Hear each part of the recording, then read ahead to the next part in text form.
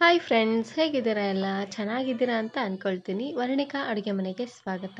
ಇವತ್ತಿನ ವಿಡಿಯೋದಲ್ಲಿ ತುಂಬಾ ರುಚಿಯಾಗಿರುವಂತಹ ಒಂದು ವೆಜಿಟೇಬಲ್ ಪಲಾವನ್ನು ಯಾವ ರೀತಿ ಮಾಡೋದು ಅಂತ ನೋಡೋಣ. ವೆಜಿಟೇಬಲ್ ಪಲಾವ್ ಮಾಡಲಿಕ್ಕೆ ಮೊದಲು ನಾನಿಲ್ಲಿ ಮಸಾಲೆನ ರುಬ್ಕೊಳ್ತಾ ಇದ್ದೀನಿ. ಇದಕ್ಕೆ ನಾನಿಲ್ಲಿ ಸ್ವಲ್ಪ ಕೊತ್ತಂಬರಿ ಸೊಪ್ಪು, ಬೆಳ್ಳುಳ್ಳಿ, ಹಾಗೆಯೇ ಶುಂಠಿ, ಖಾರವಾಗಿರುವಂತಹ ಒಂದು 4-5 ಹಸಿರು ಮೆಣಸಿನಕಾಯಿನ ಹಾಕೊಳ್ತಾ ಇದ್ದೀನಿ. ಇದಕ್ಕೇನೆ ಇವಾಗ ಸ್ವಲ್ಪ ನೀರನ್ನು ಹಾಕ್ಕೊಂಡು ನುಣ್ಣದಾಗೆ ಇದನ್ನು ಗ್ರೈಂಡ್ ಮಾಡ್ಕೊಂಡು ತಗೊಳ್ಬೇಕು. ಶುಂಠಿ ಬೆಳ್ಳುಳ್ಳಿನ ಸ್ವಲ್ಪ ಜಾಸ್ತಿ ಅನ್ನೋಂಗೆ ಹಾಕ್ಕೊಳ್ಳಿ, ಪಲಾವ್ ರುಚಿಯಾಗಿ ಬರುತ್ತೆ. ಇವಾಗ ನಾನಿಲ್ಲಿ ಒಂದು ಕುಕ್ಕರಿಗೆ ಸ್ವಲ್ಪ ಎಣ್ಣೆನ ಹಾಕ್ಕೊಳ್ತಾ ಇದ್ದೀನಿ. ಸಣ್ಣ ಚಮಚದಲ್ಲಿ ಒಂದು 4-5 ಚಮಚ ಆಗುವಷ್ಟು ಎಣ್ಣೆನ ಹಾಕ್ಕೊಳ್ಳಿ. ಹಾಗೆಯೇ ಇದಕ್ಕೆ ನಾನಿಲ್ಲಿ ಸ್ವಲ್ಪ ಡ್ರೈ ಮಸಾಲೆಗಳನ್ನು ಹಾಕ್ಕೊಳ್ತಾ ಇದ್ದೀನಿ. ಚಕ್ಕೆ, ಏಲಕ್ಕಿ, ಲವಂಗ, ಹಾಗೆಯೇ ಸ್ಟಾರ್ ಹೂವನ್ನು ಹಾಕ್ಕೊಳ್ತಾ ಇದ್ದೀನಿ. ಹಾಗೆಯೇ ಇದ್ರ ಜೊತೆಗೆ ಬೀನ್ಸು, ಕ್ಯಾರೆಟು, ಈರುಳ್ಳಿ, ಹಾಗೆಯೇ ಪೊಟ್ಯಾಟೊನ ಹಾಕ್ಕೊಳ್ತಾ ಇದ್ದೀನಿ. ಇವಾಗ ಎಲ್ಲ ತರಕಾರಿನೂ ಸ್ವಲ್ಪ ಎಣ್ಣೆಲೇ ಫ್ರೈ ಮಾಡ್ಕೊಳ್ಬೇಕು. ಉರಿನ ಪೂರ್ತಿಯಾಗಿ ಲೋ ಫ್ಲೇಮ್ನಲ್ಲೇ ಇಟ್ಟು ಒಂದು 2 ನಿಮಿಷವರೆಗೂ ಚೆನ್ನಾಗಿ ಇದನ್ನು ಫ್ರೈ ಮಾಡ್ಕೊಂಡು ತಗೊಳ್ಳಿ. ಕಾಲು ಭಾಗದಷ್ಟು ತರಕಾರಿ ಸ್ವಲ್ಪ ಸಾಫ್ಟ್ ಆದರೆ ಸಾಕು. ನೋಡಿ, ಈ ರೀತಿಯಾಗಿ ಸಾಫ್ಟ್ ಆಗ್ತಿದ್ದಂಗೆ ಇವಾಗ ನಾನಿಲ್ಲಿ ಮೀಡಿಯಮ್ ಸೈಜಿನ ಒಂದು ಟೊಮೆಟೊನ ಸಣ್ಣದಾಗಿ ಕಟ್ ಮಾಡಿ ಹಾಕ್ಕೊಳ್ತಾ ಇದ್ದೀನಿ. ಹಾಗೆಯೇ ಇದ್ರ ಜೊತೆಗೆ ರುಬ್ಬಿರುವಂತಹ ಮಸಾಲೆನ ಹಾಕ್ಕೊಳ್ತಾ ಇದ್ದೀನಿ.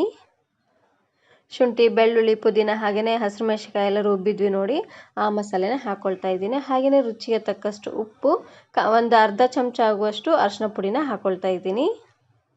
ಎಲ್ಲವನ್ನು ಹಾಕ್ಕೊಂಡಾದ್ಮೇಲೆ ಒಂದು ಸಾರ್ತಿ ಈ ರೀತಿಯಾಗಿ ಚೆನ್ನಾಗಿ ಇದನ್ನು ಮಿಕ್ಸ್ ಮಾಡ್ಕೊಂಡು ತಗೊಳ್ಬೇಕು. ಇವಾಗ ಮಸಾಲೆಯಲ್ಲಿರುವಂಥ ಹಸಿ ವಾಸನೆ ಎಲ್ಲ ಪೂರ್ತಿಯಾಗಿ ಹೋಗೋವರೆಗೂ ಉರಿನ ಪೂರ್ತಿಯಾಗಿ ಲೋ ಫ್ಲೇಮ್ನಲ್ಲೇ ಇಟ್ಟು ಬೇಯಿಸ್ಕೊಳ್ಬೇಕು. ಸ್ವಲ್ಪ ಎಣ್ಣೆ ತೆಲ್ ಬರೋವರೆಗೂ ಇದನ್ನು ಬೇಯಿಸ್ಕೊಳ್ಳಿ. ಇವಾಗ ನೋಡ್ತಾ ಇರ್ಬೋದು, ಚೆನ್ನಾಗಿ ಕುದಿ ಬರ್ತಾ ಇದೆ, ಹಾಗೆಯೇ ಸ್ವಲ್ಪ ಎಣ್ಣೆ ತೆಲ್ ಬರ್ತಾ ಇದೆ. ಈ ರೀತಿಯಾಗಿ ಕುದಿಸಿದಾದ್ಮೇಲೆ ಒಂದು ಸಾರ್ತಿ ಇದನ್ನು ಮಿಕ್ಸ್ ಮಾಡಿ ಇವಾಗ ನಾನಿಲ್ಲಿ ಅಕ್ಕಿನ ಹಾಕ್ಕೊಳ್ತಾ ಇದ್ದೀನಿ. ನಾನಿಲ್ಲಿ ಜೀರಾ ರೈಸನ್ನು ಹಾಕ್ಕೊಳ್ತಾ ಇದ್ದೀನಿ. ನಿಮ್ಮ ಮನೇಲಿ ಯಾವ ಅಕ್ಕಿ ಇದೆಯೋ ಆ ಅಕ್ಕಿಯಿಂದ ಸಹ ನೀವು ಇದನ್ನು ಮಾಡ್ಕೋಬೋದು. ಅಕ್ಕಿನ ಒಂದು ಅರ್ಧ ಗಂಟೆ ಅಷ್ಟೊತ್ತು ನೆನೆಸಿಡಿ, ರುಚಿ ಅಂತೂ ತುಂಬಾ ಚೆನ್ನಾಗಿ ಬರುತ್ತೆ, ಹಾಗೆಯೇ ಉದ್ದುದ್ರಾಗಿ ಬರುತ್ತೆ. ಇವಾಗ ನಾನಿಲ್ಲಿ 2 ಗ್ಲಾಸ್ ಆಗುವಷ್ಟು ನೀರನ್ನು ಹಾಕ್ಕೊಳ್ತಾ ಇದ್ದೀನಿ. 1 ಗ್ಲಾಸ್ ಅಕ್ಕಿಗೆ 2 ಗ್ಲಾಸ್ ಆಗುವಷ್ಟು ನೀರನ್ನು ಹಾಕ್ಕೊಳ್ಳಿ, ಕರೆಕ್ಟಾಗಿ ಆಗುತ್ತೆ. ಲಾಸ್ಟಲ್ಲಿ 1 ಚಮಚ ಆಗುವಷ್ಟು ಪಲಾವ್ ಮಸಾಲಾನ ಹಾಕ್ಕೊಳ್ತಾ ಇದ್ದೀನಿ.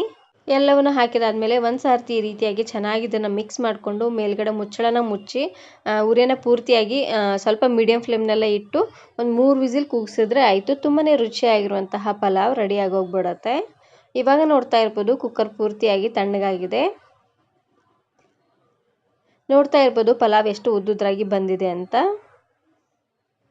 ಅಕ್ಕಿನ ಆದಷ್ಟು ನೆನೆಸಿ ಹಾಕ್ಕೊಳ್ಳಿ, ರುಚಿ ಅಂತೂ ತುಂಬಾ ಚೆನ್ನಾಗಿ ಬರುತ್ತೆ, ಹಾಗೆಯೇ ಉದ್ದುದ್ರಾಗಿ ಬರುತ್ತೆ. ನೋಡ್ತಾ ಇದ್ದೀರಲ್ವ ಎಷ್ಟು ಉದ್ದುದ್ರಾಗಿ ಬಂದಿದೆ ಅಂತ.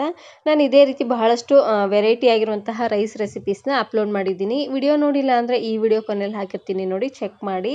ಇದನ್ನು ನೀವು ಮಕ್ಕಳ ಲಂಚ್ ಬಾಕ್ಸಿಗೆ ಮಾಡ್ಕೊಡ್ಬೋದು, ಇಲ್ಲಾಂದರೆ ನಿಮಗೆ ಬೆಳಗಿನ ತಿಂಡಿಗೆ, ಇಲ್ಲಾಂದರೆ ಮಧ್ಯಾಹ್ನ ಊಟಕ್ಕೆಲ್ಲ ಮಾಡ್ಕೊಳ್ಬೋದು. ತುಂಬಾ ರುಚಿಯಾಗಿರುತ್ತೆ ಅಂತಲೇ ಹೇಳ್ಬೋದು.